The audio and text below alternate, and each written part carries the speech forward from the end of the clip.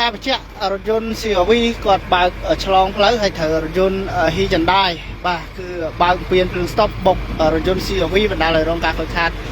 បាទគោរពជំរាបសួរប្រិយមិត្តទស្សនិកជននិយមតាមដានទស្សនានៃការផ្សាយផ្ទាល់ហើយគណៈវេលាស្មើនេះគឺម៉ោង 12:05 នាទីរំលងអត្រាឈានចូលថ្ងៃទី 11 ខែមិថុនាឆ្នាំ 2026 គឺមានហេតុការណ៍គ្រោះថ្នាក់ចរាចរណ៍មួយបានកើតឡើងស្ថិតនៅតាមបណ្ដោយផ្លូវ 598 ក្នុងសង្កាត់ភ្នំពេញថ្មីខណ្ឌសែនសុខរាជធានីភ្នំពេញដោយសារតែ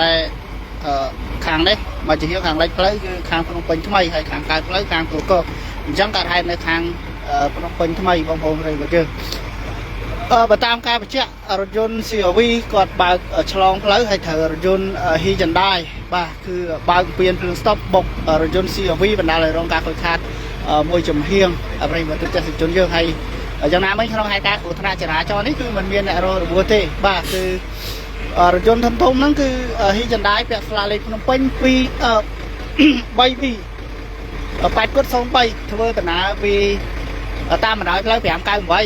បាទពីកម្មកោឆ្ពោះទៅពេទ្យលោកសង្ឃហើយមកដល់ចំណុចនៃចិត្តស្តុបអន្តរទេវីនេះបានបុកជាមួយនឹងរថយន្ត CRV ដែលបើកបរដោយបរិសម្នាក់រថយន្ត CRV នេះពាក់ស្លាលេខភ្នំពេញ 2X0902 ប្រិយមិត្តដែលគាត់ធ្វើដំណើរពីភ្នំពេញថ្មីឆ្លងទៅទួលគោកហើយឆ្លងបានពាក់អារ៉ាស្តុបហ្នឹង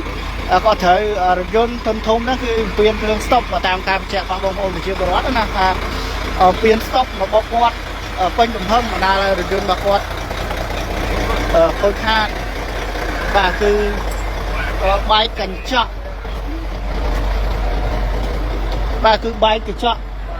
នឹងខូចខាតទ្វារបងប្អូនប្រិយមិត្តយើងគឺខូចខាតទ្វារមួយចំហៀងឥឡូវហ្នឹងគឺគាត់ចរចាគ្នាហើយបាទគឺ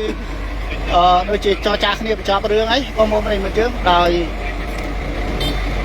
មិនបាច់ត្រូវការសមត្ថកិច្ចអីទេដោយសារតែគាត់បញ្ចប់រឿងនៅក្នុងកន្លែងកើតហេតុនេះតែម្ដងបាទសូមបញ្ជាក់ប្រិយមិត្តហេតុការណ៍គឺកើតឡើងនៅតាមបណ្ដោយផ្លូវ 598 ហ្នឹងហើយក្នុង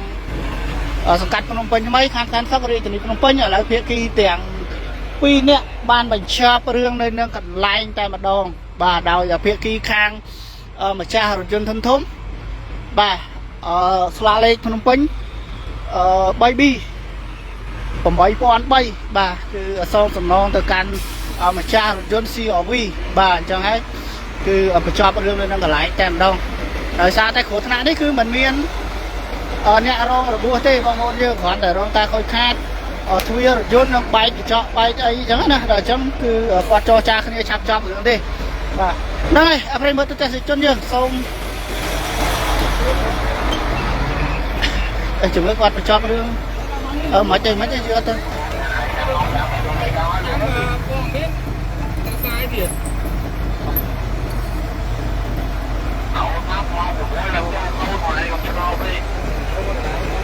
ចប់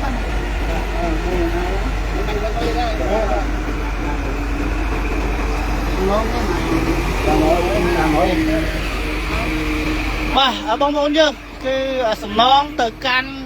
ម្ចាស់រថយន្ត CRV ចំនួន500បាទបញ្ចប់រឿងនៅនឹងកន្លែងតែម្ដងអរគុណបងប្អូនយើងសម្រាប់ការតាមដានបាទទស្សនានៃការផ្សាយផងដែរ